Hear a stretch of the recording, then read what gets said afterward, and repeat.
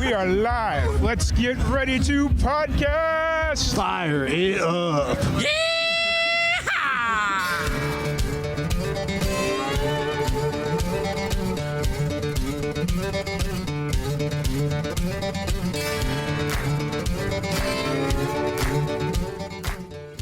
I saw you promoting your new music coming out, and I was like, you know what? We need to do this again, but it was a matter of like when it was going to be most beneficial. That's why I was asking about the pre-save stuff. So, Oh yeah, no, I appreciate it. Yeah, dude, those things are so odd the way these pre-save things work now. Some of them don't work at all. right? I mean, It's all about who you go through and stuff. So, yeah, in one company 1 year works perfectly, but then next year it's terrible. Then you have to go to the other company, and then you have basically all your music on everybody's platforms now, and you can't just get rid of it. So now you're paying for almost every single one of them, right? Yep. in order to keep your music there. And to transfer it is a pain in the ass, and nothing ever goes right when it comes to that. So yeah. Right. That's the issue. That's the issue I had with the podcast was I was paying one service, and it was like paying them like $15 a month just to keep the podcast above or online and whatnot. I was like, okay, that's fine, because I'd been paying it for 7 years, 8 years at that point. And Oh yeah.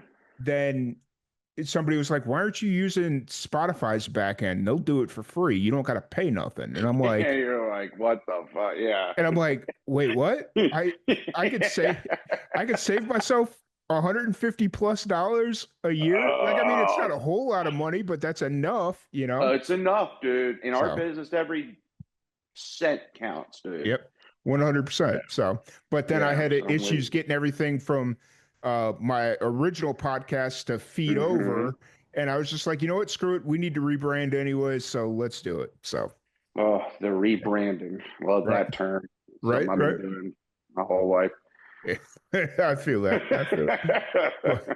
We're just rolling into this one. We got Danny Spiro joining us. How's everything been treating you? How's It has Nashville? been fantastic. Good, man. Good. We've been really busy. The spring and summer has begun, man. Nice. So it's getting a little warm outside. When that happens, people start, rolling into this town in the masses. It's funny because it goes from nothing to on a random Wednesday at 10 a.m. Shoulder to shoulder, and then it's nonstop from there. It's just boom, dude. Yeah. So even on the off seasons or the off times, Nashville is still bumping. Even at even at 10 a.m. on a Monday.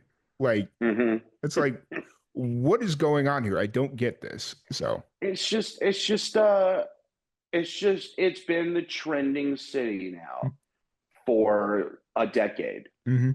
Nashville, it's Nashville's time for this. It really is. There's no other explaining it. I mean, there's a new bar getting built every week by the hot artist of the year. Jelly Roll's place just opened. I just played there not too long ago. It's amazing. I mean, Morgan Wallen's place is up there. I've played there a few times. I mean, these honky tonks are not like your dive honky tonks anymore. These are beautiful establishments. Yeah. The food is incredible. The stages are insane. The sound is just perfect. I mean, they've really this place has grown. I've been here for about 9.5 years, and my 9.5 years, because I've lived downtown in the metro area this whole time, and it's changed so fast just in the past 3 years. Right. So, and it's exciting though. That quality's gone up so much because that's what it takes is the traditional honky tonk dive bar. While yes, those are cool and fun, if you're going to Nashville as a tourist, you don't want to go to Steve's Pub and have the same chicken fingers you could have at Bill's Pub where you're at.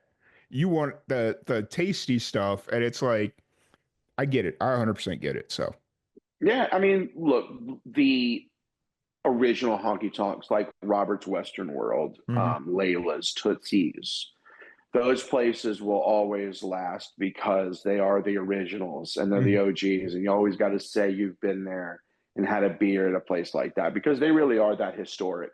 Yeah. But Yeah, I mean, people come here because they want the extravagance and the lights and the huge rooms. And Nashville and Broadway is they've capitalized on that, and Oh, they know exactly what people want. So, okay. I haven't been to Nashville since June, and I'm sure yeah. if I were to go there right now, I probably wouldn't recognize half the stuff going on. No, there's So, about 12 more bars since yeah, you've been there. yeah. So, yeah, oh yeah, oh yeah. Because I was there for CMA Fest, and I just remember I don't think I was driving down Broadway. I was driving down one of the roads, and like half of it was blocked off because they were building something. It's probably Jelly Rolls Bar or something, Mm-hmm. So I Mm-hmm. don't know. It's insane. So, Mm-hmm. Yes, it is. but so you said you've been hitting the road a lot more. How's that all been going? Is it all like in the Midwest area? Are you coming out here to Texas, going up the East Coast? Like, where are you kind of playing out at? So, we've done the Midwest a couple times. Wisconsin Mm, has been really fun. I'm going back to Alabama more mhm, from where I'm from originally, mhm. and that's been good because that's been like more of a homecoming for me. Yeah, Montgomery, Huntsville, Mobile, Tuscaloosa, all the places in between. And now I think we're making our way west, nice. Texas, New Mexico, Arizona.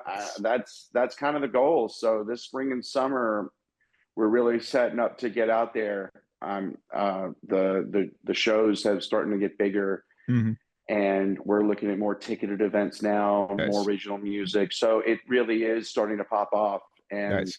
we're excited. Yeah, I've been wanting to get out to Texas for a long time. I've been a big fan of Texas country for a minute. It's a nice. big influence in my own music. Right, So it'll be cool to be able to play on those same stages as all those guys do frequently. right. Well, we'll have to try and set something up once you get out here. So it's Definitely. we're coming up on our 10-year here in December, and we're trying to figure something out. I can't quite say what it is just yet because it's that weird thing where it's like still so far away that nobody wants to commit to anything. Right. But if we wait too much longer, everybody's going to be booked up throughout the rest of the year. Well, that's So, how it works. It's the sweet spot. right, right. Find So that sweet spot. Yeah, we're I hear we're, you. tr- Yeah, that's great though. we're trying to figure it out. And the fact that you said New Mexico just sang to me so much because I feel like a lot of people just kind of overlook New Mexico. And yeah. I mean, they got a great fan base with country music. Hmm. They're all about it out there. Oh yeah. I lived in Roswell for 4 years. We might have talked about this last Oh time, yeah, we but didn't talk about that. I made fun of your alien conspiracy yeah. Oh yeah. towns. Yeah, which Yeah. I'm all about. I kind of want to do all like I want to do all the tourist traps. There's Right. anything to do with Roswell, I'm all about it. Actually, I was just there in March because we started doing this since the last time we talked. We started doing this live podcast thing where we go to like venues and stuff, and Mm-hmm. we're doing it kind of consistently. This year, the goal is to get like the goal is four, but my real goal is to get six, just because six kind of feels comfortable right now. Mm-hmm. And so I went out to go pick up my co-host, and they have a UFO themed Lego store.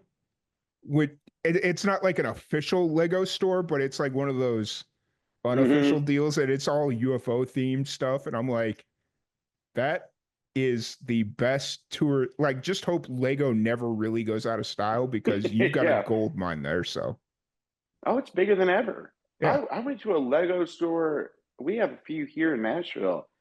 There's adults in those things. yeah, oh yeah, Like, yeah, there's some things that kids can't build that they or make in afford, there. yeah, or Yeah, I afford. mean, yeah, we're talking about like NFL football stadiums and Hmm. stuff. And I'm like, what kid can ever like put their time and effort and focus in this 10,000 pieces? Right, But I'm up for it, you know. I mean, right. yeah. I ain't got nothing else to do. I got a free Thursday night every once in a while. Let's do that. So, Yeah, oh, yeah. but no, that's fair. Um, so you're going to be touring out this summer. That's exciting, and hopefully we'll get you here in Texas and do that whole thing. So, Hmm. how's the music going? I know you got a new song or new music on the way coming up here a I couple weeks.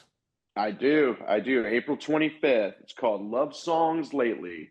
Awesome. I'm very excited to put this out. Yeah, this is by far one of my most exciting releases. It's very 90s country music. It's like it's the neo traditional sound.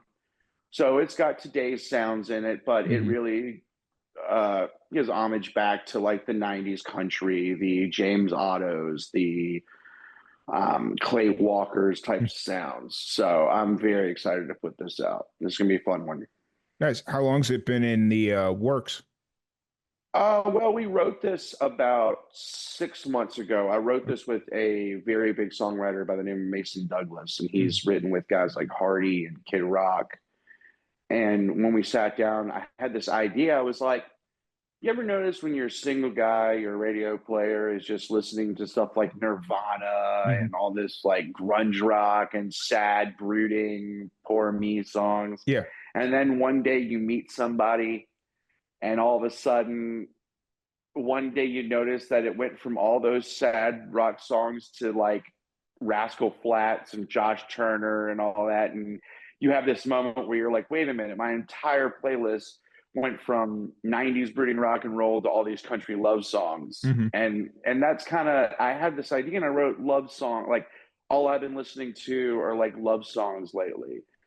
And when I brought the idea with Mason, he was like, oh, that's perfect. Love songs lately. And we wrote that very fast, cut a demo right there in his studio. And I brought it to Grady Saxman at Saxman Studios, and he's done so many artists from Luke Combs to Ashley Cook. I mean, you name it, all the new artists that are getting big out there. And he was all about it. And he brought a killer band in to the production line, and they knocked it out all together live in maybe 2 takes. And he looked at me and he goes, anything else? And I was like, nope, we're good, man. Like, it's funny when you really believe in a song and everything comes together the way it does, because that's not always the case.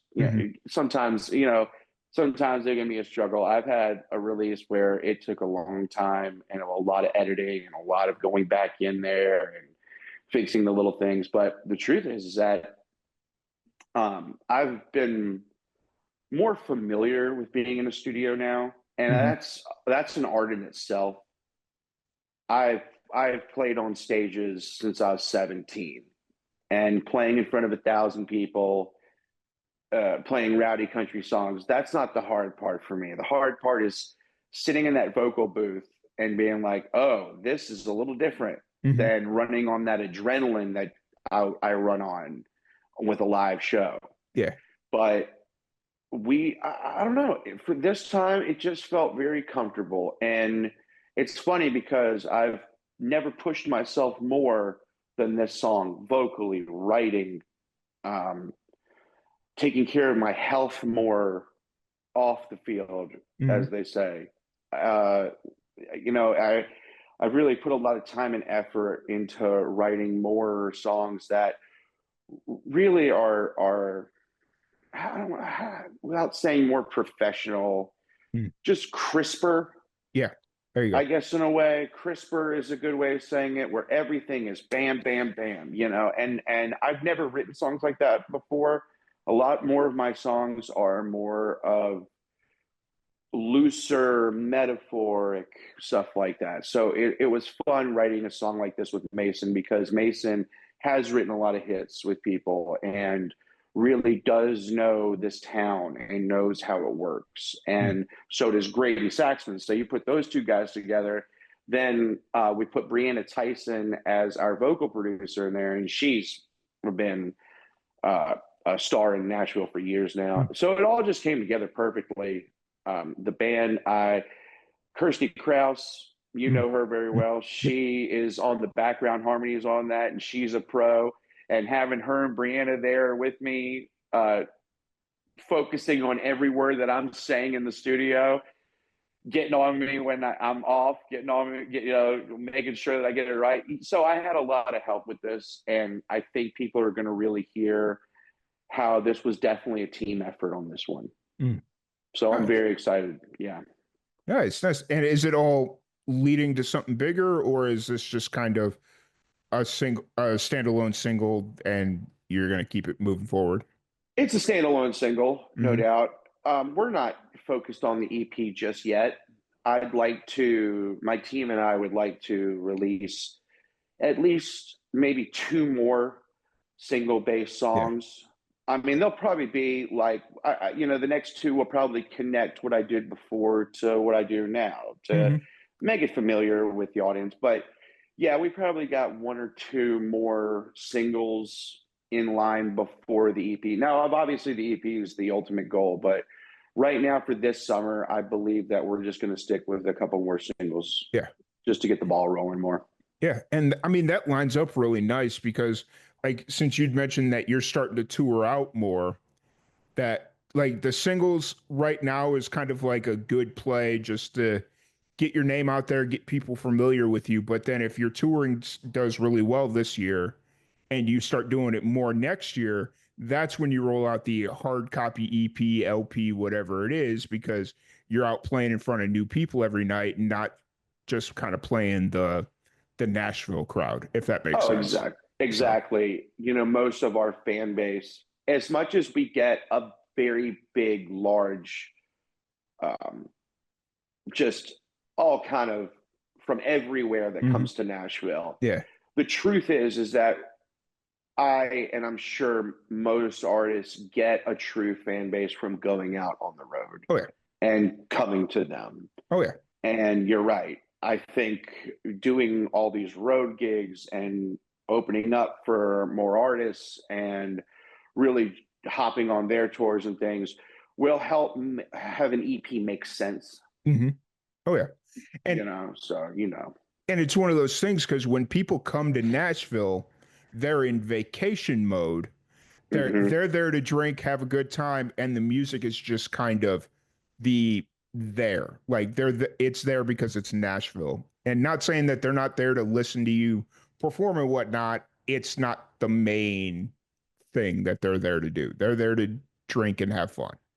Oh, 100%. They're there to have a good time. They're not there to sit there and listen to every word that's coming out of my Mm. mouth. Right? And I get that. That's totally cool. I know how to play for every different crowd, from weddings to corporate events to Broadway strip to everything in between, Yep. and then writers rounds, original gigs. So you're totally right. So as much as we get this influx of so many people, Yeah. the truth is that how many people are really going to keep up with you, buy Mm. your merch, Mm. download your songs? Yeah. Probably a very slim compared to you going out to Montgomery, Alabama, Hmm. Phoenix, Arizona, Oh and yeah. really like playing in their local venues. And you're right. That's just more of what makes sense. But look, that's what I got in this job for. I didn't travel growing up much as a kid. Yeah. I didn't have that advantage. So a part of music for me was the fact that I could go out and travel and see the country Hmm. and see the world, man. And that's one definitely huge benefit this job lets me have. Oh yeah, for sure. That's why I like doing the podcast because I get to travel. Like Oh I yeah. don't I don't do it as much as I want to. Like if I had it my Well, way every weekend I'd be on the road. well, But yeah, you and me both. it's one of those things where it's just like A, I can't afford it, but B, also just the return isn't there yet. So Well, it'll get there, and that just comes from going on the road 1 week out of the month, yeah, then maybe one couple weekdays out of a month, and then yeah, that just grows and grows and grows until eventually you really are booking.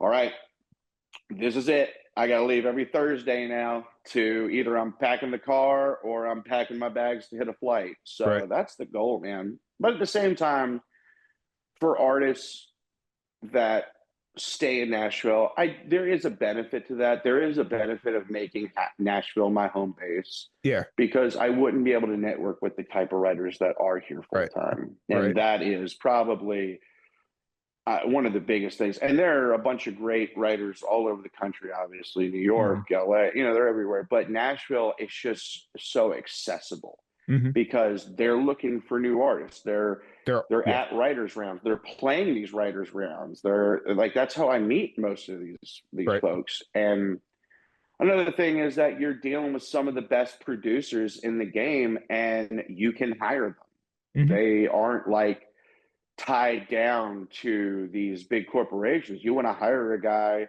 that is a Grammy winning nominated producer, you can Yeah. hire him. Right. I mean, it just depends on how much you're willing to spend. But most of these guys are very flat rate. Mm-hmm. That's just how it is, and you really do get your products. Oh yeah, for And sure. they know the sound too. They know the new programs. They know how it's supposed to sound. They know like they just it's all around a good idea, at least for me, to make sure that Nashville is home. 100%. And I think So that's kind of been like, because I know we talked about this last time about me moving to Nashville, and the issue, the concern and issue that I have with it for me in my situation is if I were to move to Nashville, I'd never leave. Like, no, I mean it's hard to leave. yeah, well, no, and I don't mean like I would move, I'd never move away. Like I would literally never leave because, oh, I don't need to go to Utah to go do a podcast. I can just stay here in Nashville and do it. And it's like Mm-hmm. that scares me. And well, not scares me, but it's like the traveling, the going to new places and meeting these musicians that maybe can't make it to Nashville. Mm-hmm. You know, that's what I love about it. And Yeah, so I don't know, just like I feel like if I'm in a place where, yes, we have a scene and it's a supportive scene, but I've still got to go other places to get what I want done. right. I think that's the best place for me. So Yeah, I mean, sorry, what just happened to my camera? Whatever. Yeah, I mean, look, Nashville's not a cheap town no, no. whatsoever.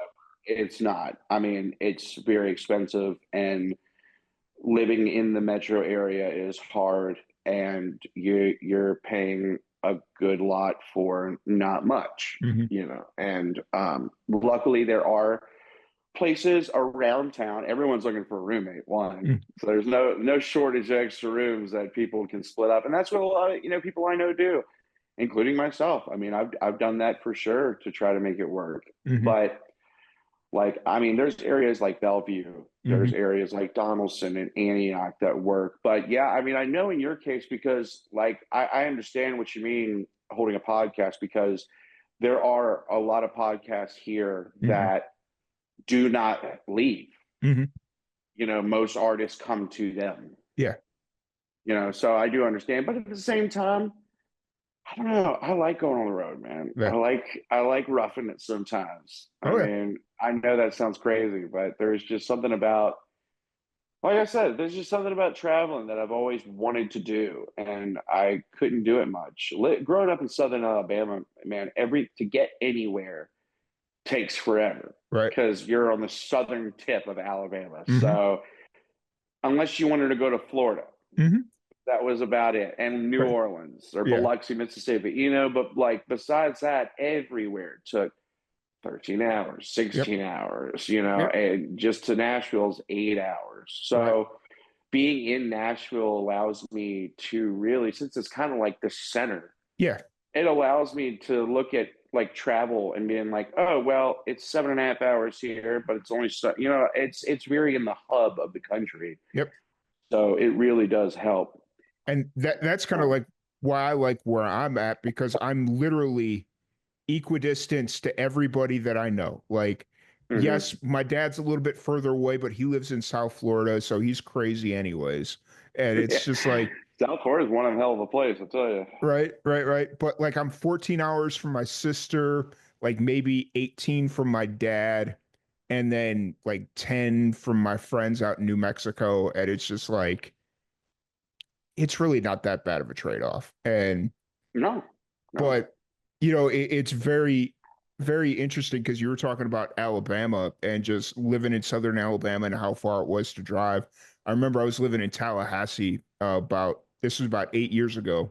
I was living in Tallahassee, or not 8 years ago, about 7 years ago. I was living in Tallahassee, and there's this marketing position in Dothan that they it was for like a vet clinic thing, and they were looking for a marketing person. And I was like, you know what, you pay twice what I'm making here in Tallahassee, Dothan can't be more expensive than Tallahassee because Tallahassee was like stupid expensive.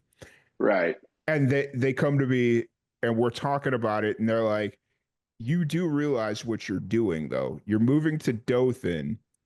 And yes, Dothan isn't a small city, but it's not a big city. Like it is, and it is an interesting move that we are perplexed by. And I'm like, yeah, what are you gonna do? all I right. mean, it puts you closer to the rest of the country. Yeah.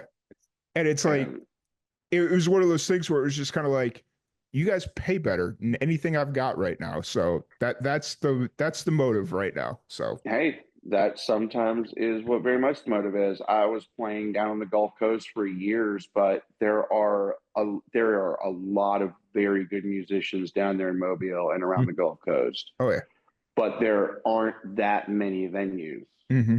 There's only so many. So no matter how well you do at a bar on Dolphin Street in Mobile or down by the Gulf Coast, you have to kind of wait your turn. Mm-hmm. And unfortunately, that's just what it was. And I mean, we understood that. There was nothing we could do about it. But I knew that if I wanted to really take a shot at this and make a living, and don't get me wrong, there are some bands that out of Mobile have done very well coming out of Mobile, Mm-hmm. like Muscadine Bloodline. Those Mm-hmm. guys, I've known those guys since high school. The Red Clay Strays right now, those guys are killing it. And I know Drew, one of the guitar players and writers, really well.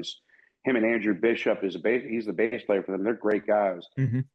But I just didn't have that that following out of Mm-hmm. Mobile, so I had to make a move for Yeah. myself, and I knew the only way that was going to happen is if I moved myself smack dab in the center of Music City. Mm-hmm.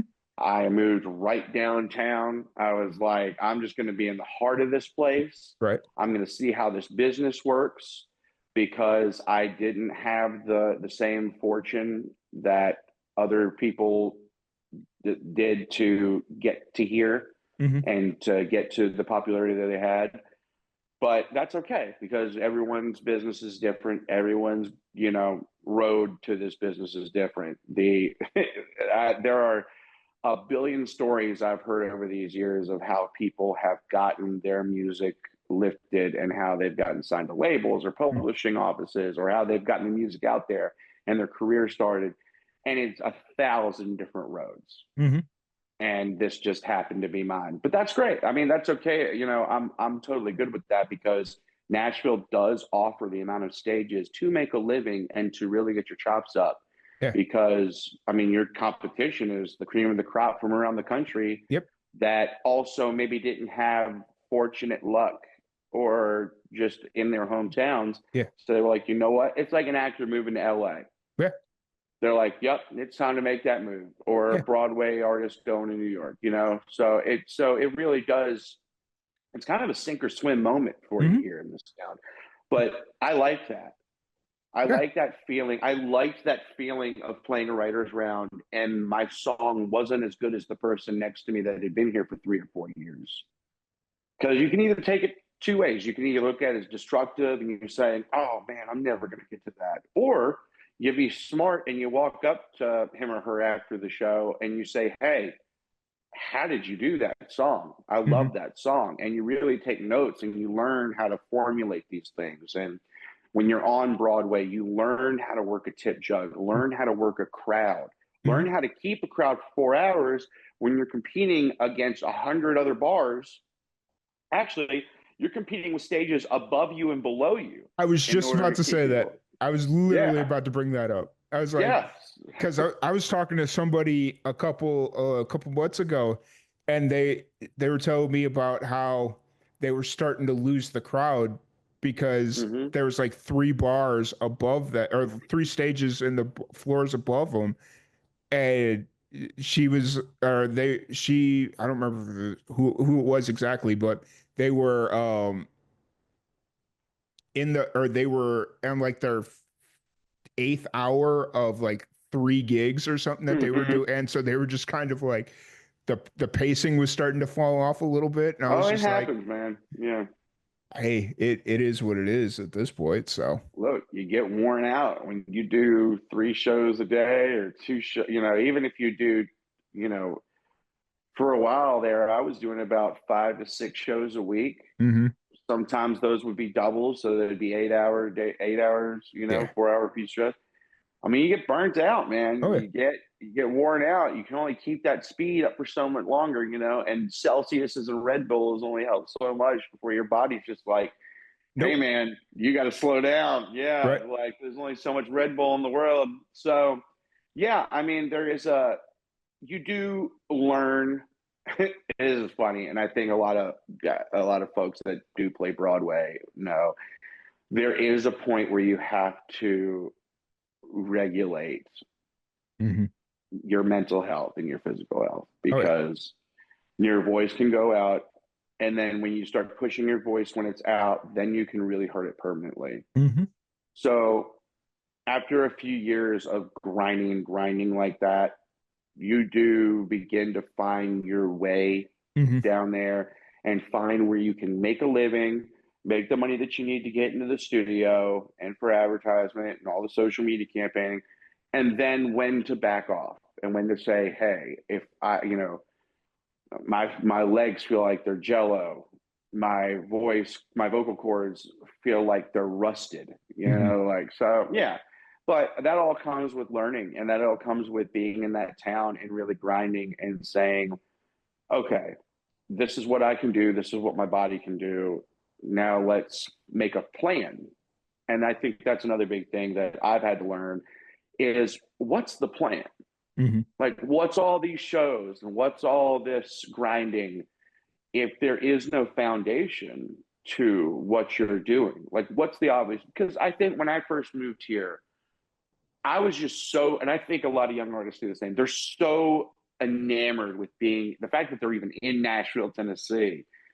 You don't care what the gig is, you're just willing to get it. And that's Yeah. smart. You Yeah. say yes to everything. I say yes to everything that's offered my way. And that Yeah. and that helped me over the years. But I don't think that most artists are like, okay, this is what we need to do. These are the days I need to set up rights. These are the days I need to set up these are the days I need to go out just to network and go to writers rounds and meet producers and meet, people in the executive industry of this job.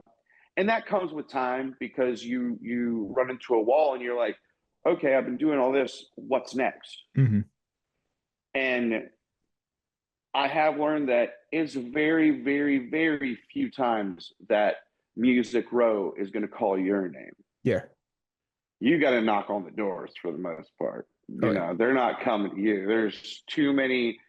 Uh, there's too many great artists that are knocking on the doors themselves, so they don't have to. Yeah.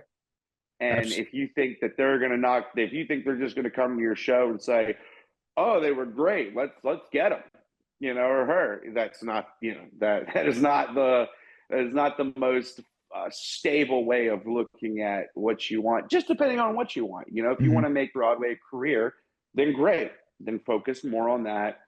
Get a band that you really know that these guys are here for Broadway, that they're here to stay in town, that they're not really going on the road much.